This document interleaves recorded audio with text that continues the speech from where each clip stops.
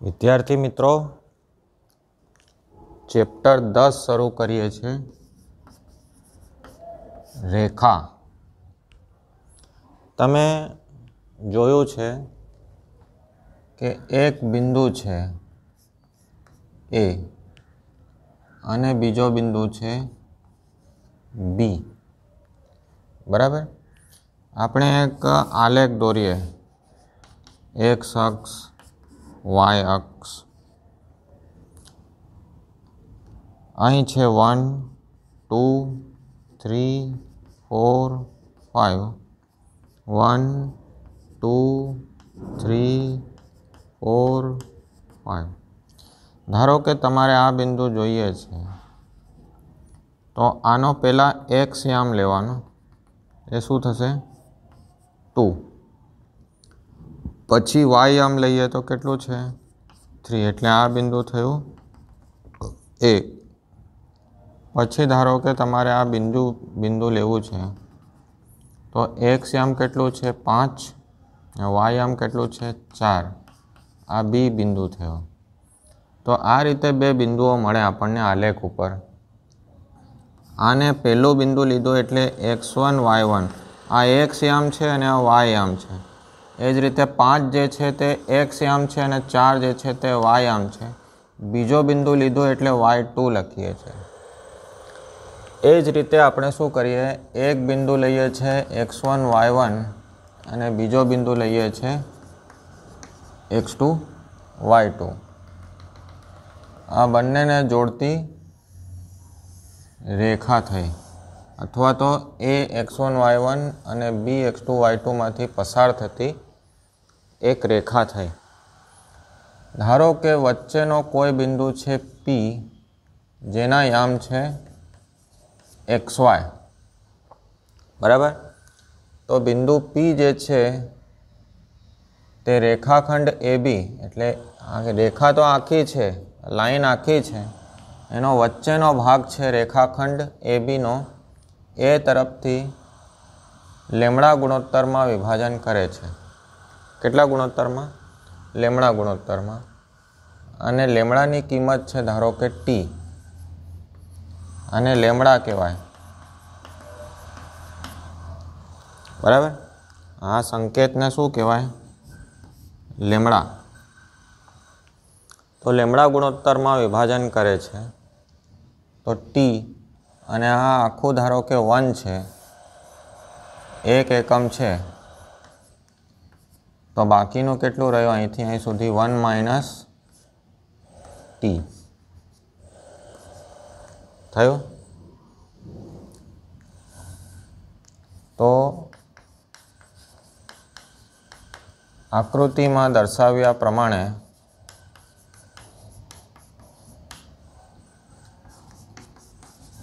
ax1 y1 અને bx2 y2 ને જોડતા રેખાખંડ AB, બરાબર, ને એ તરફથી લેમડા ગુણોત્તરમાં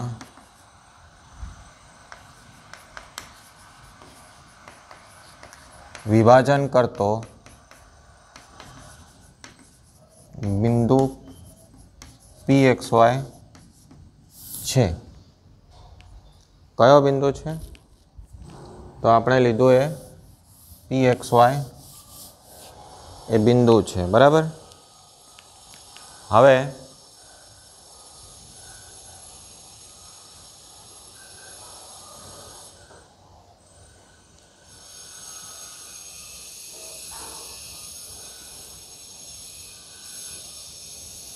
થોડું એડજસ્ટ કરી રહ્યો છું.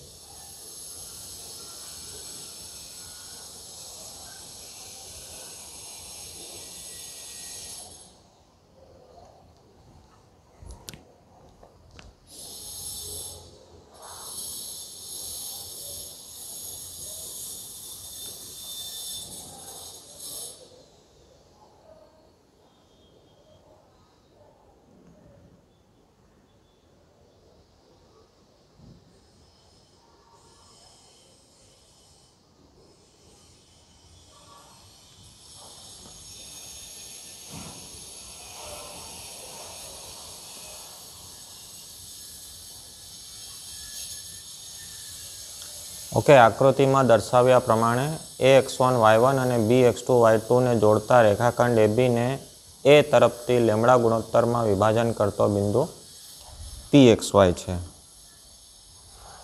જ્યાં લેમડા ઇક્વલ ટુ AP/PB થાય, એટલે આ લંબાઈ ભાગ્યા આ લંબાઈ. આને આ રીતે વાંચવાનું, P જે છે, P બિંદુ કોમન છે, તો P ABનો ઉપર જે લખેલું હોય તે એ તરફથી P ABનો એ તરફથી લેમડા ગુણોત્તરમાં વિભાજન કરે તો લેમડાની કિંમત કેટલી મળે? T/1 - T. આપણા દાખલામાં શું મળશે? T/1 - T મળશે, બરાબર. હવે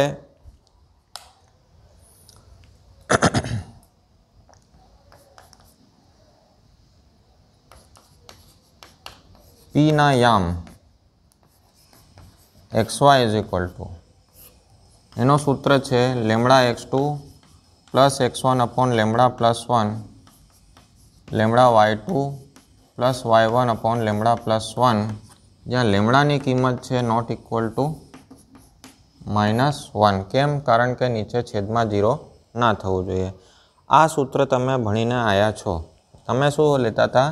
લેમડાની કિંમત m/n લેતા હતા, એટલે તમને mx2 plus nx1 m plus n અને my2 plus ny1 m plus n, આ સૂત્ર વાંચીને આવ્યા છો, બરાબર.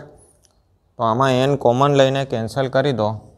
કોમન લઈને કેન્સલ કરો તો m/n x2 plus x1 m/n plus 1 આવે, m/n y2 plus y1 m/n plus 1 આવે, બરાબર છે. આ તમે વાંચીને આવ્યા છો 10મા ધોરણમાં.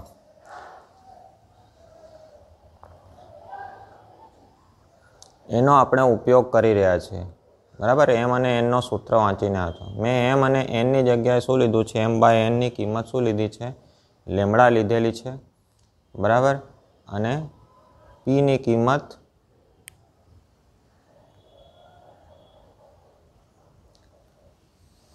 xy લીધી છે, બરાબર. હવે આને સરખાવો, બંને બાજુ સરખાવતા x equal to lambda x2 plus x1 lambda plus 1 અને y is equal to lambda y2 plus y1 lambda plus 1. હવે આમાં આપણે શું કરીએ? લેમડાની કિંમત મૂકી દઈએ. લેમડાની કિંમત શું છે? T/1 - T.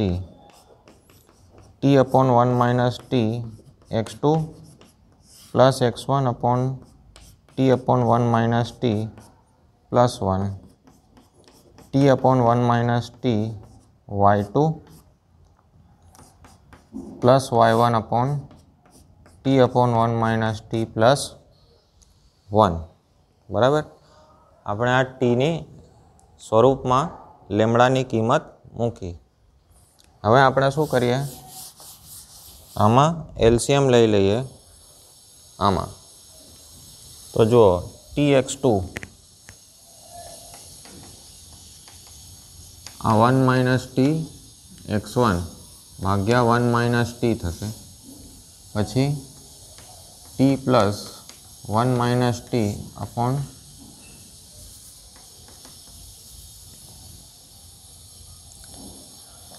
અપોન 1 - T થશે. આ 1 - T કેન્સલ થઈ જશે, આખો કન્ટિન્યુઅસ આવે છે. આ ty2 plus 1 - Ty1 upon 1 - T આવે અને T plus 1 - T upon 1 - T આવે. તો 1 - T કેન્સલ થઈ જશે, બરાબર. તો T કેન્સલ થશે, આ T કેન્સલ થયું.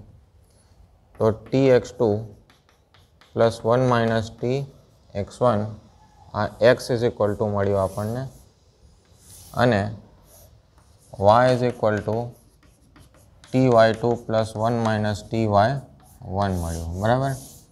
તો આ આપણને મળ્યું રેખા એબીનો પ્રચલ સમીકરણ. પ્રચલ એટલે ચલિત રાશિ. તો ચલિત રાશિ કઈ છે? ટી છે.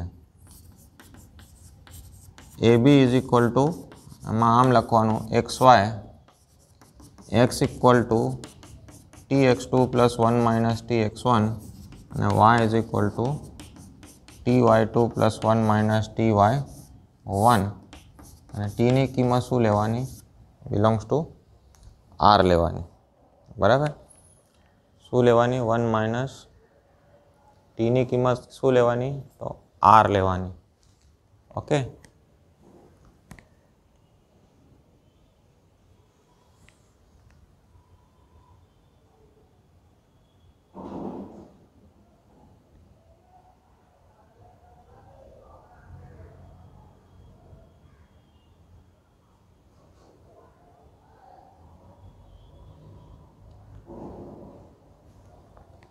તો રેખાનો આપણે એક સમીકરણ મેળવ્યું જેને કહેવાય છે રેખાનો પ્રચલ સમીકરણ. આ આપણે પ્રચલ સમીકરણ મેળવ્યું. બરાબર.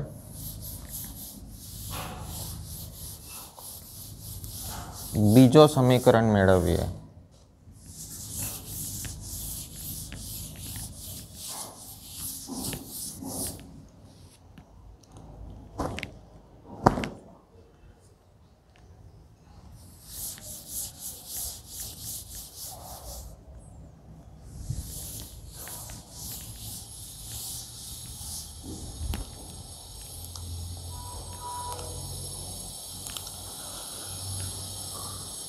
રેખાનું કાર્ટેશિયન સમીકરણ.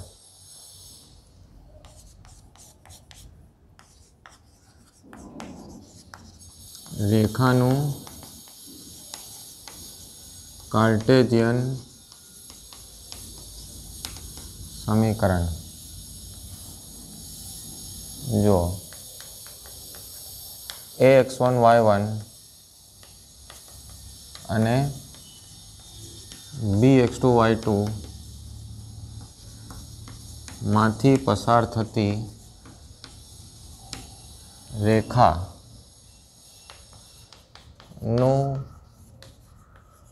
કાર્ટેશિયન સમીકરણ હોય છે x1 y1 1 x2 y2 1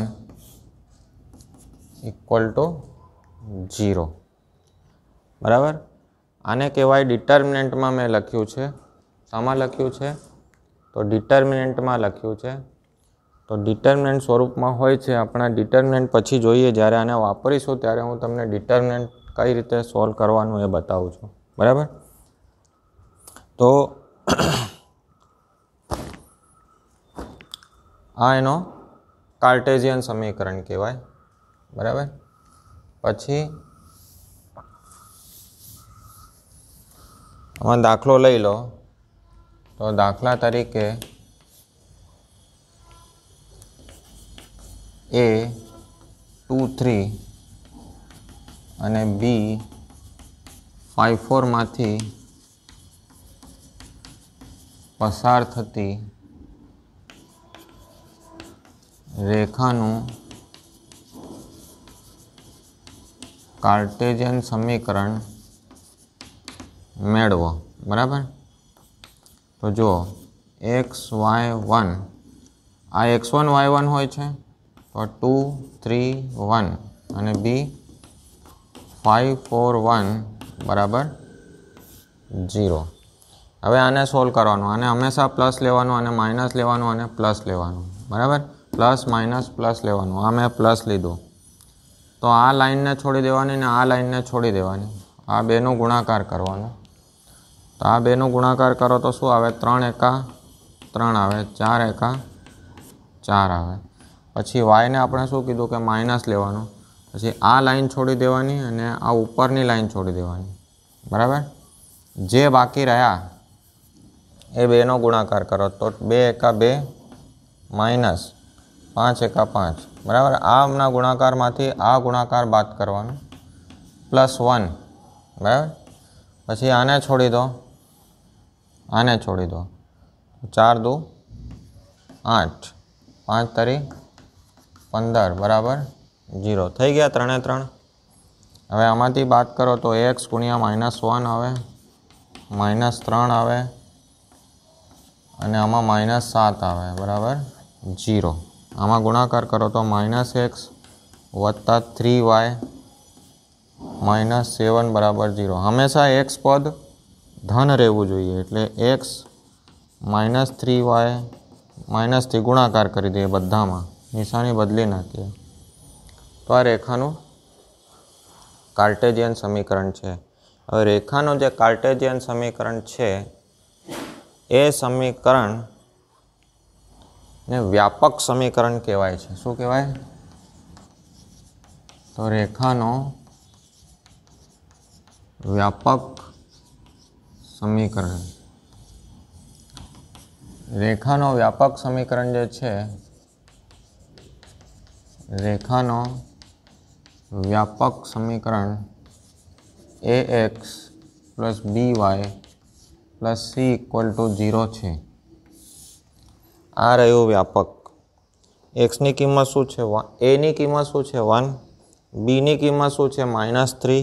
સીની કિંમત શું છે? 7. પ્લસ માઇનસ હોઈ શકે બરાબર. તો a b c belongs to R હોઈ શકે. આ થયું રેખાનો વ્યાપક સમીકરણ. આપણે એને ઉકેલતા નથી. ઓકે, પછી આગળ જોઈએ છે.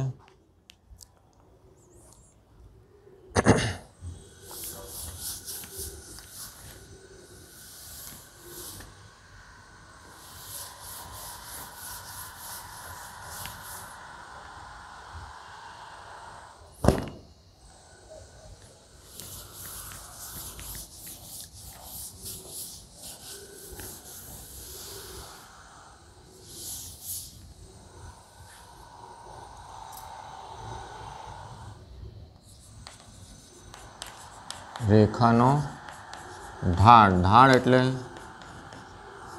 સ્લોપ. આ બહુ મહત્વની ચીજ છે, વસ્તુ છે, રેખાનો ઢાળ. રેખાનો ઢાળ શું હોય છે? તો કોઈ પણ રેખા હોય તો એનો ઢાળ હશે બરાબર. એટલે ઢાળ અગત્યની વસ્તુ છે. તો જો ઢાળ કોને કહેવાય છે એ આપણે જોઈએ.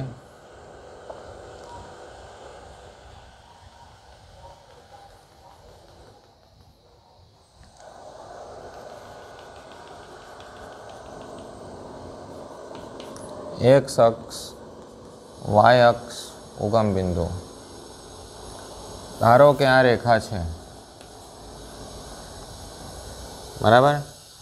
રેખા શું કરે છે? x અક્ષની ધન દિશા સાથે થીટા માપનો કોણ બનાવે બરાબર.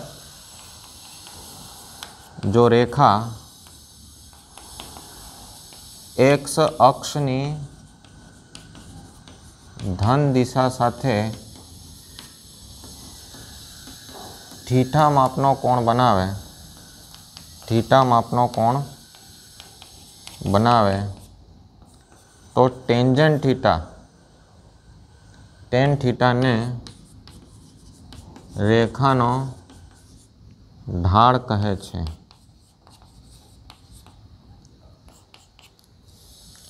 દાખલા તરીકે રેખા જે છે તે x અક્ષની ધન દિશા સાથે આ રેખા છે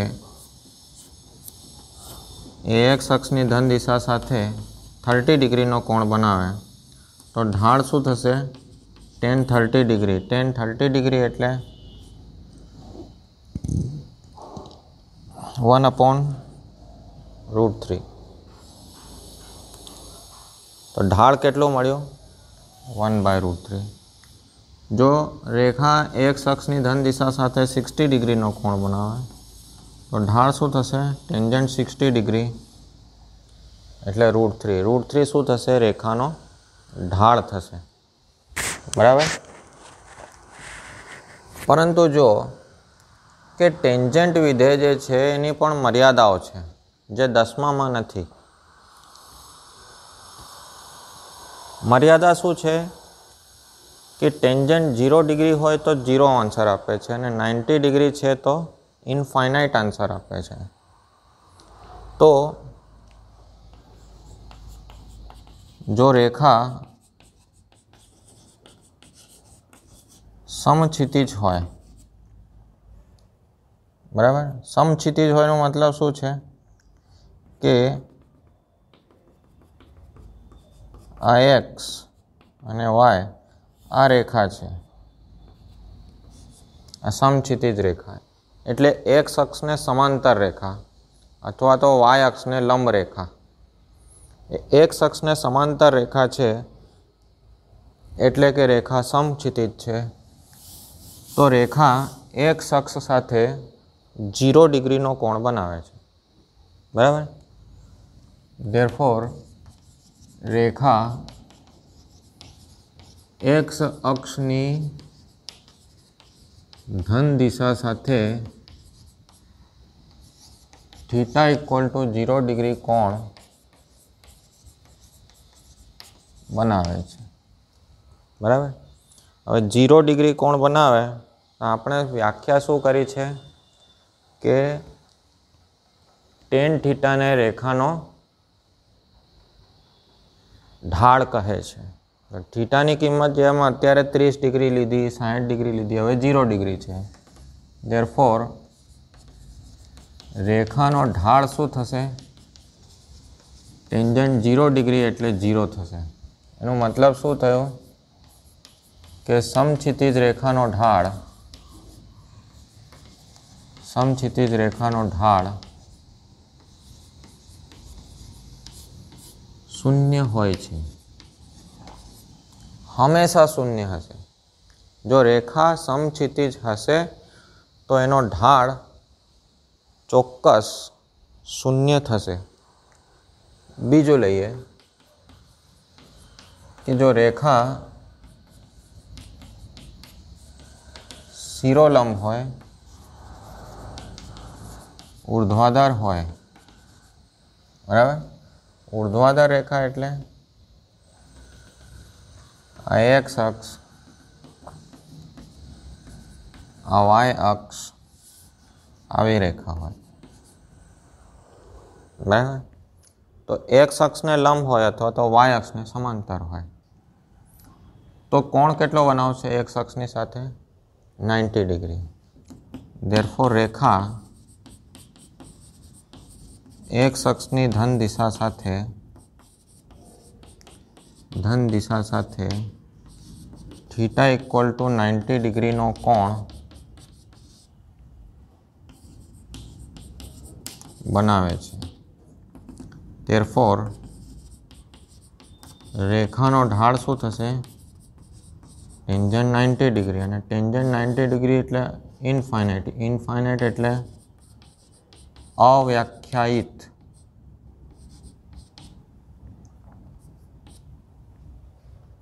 અવ્યાખ્યાયિત એટલે મળશે જ નહીં. એટલે શિરોલંબ રેખાનો ઢાળ અવ્યાખ્યાયિત હોય છે. શું હોય છે? શિરોલંબ રેખાનો ઢાળ, શિરોલંબ રેખાનો ઢાળ અવ્યાખ્યાયિત હોય છે.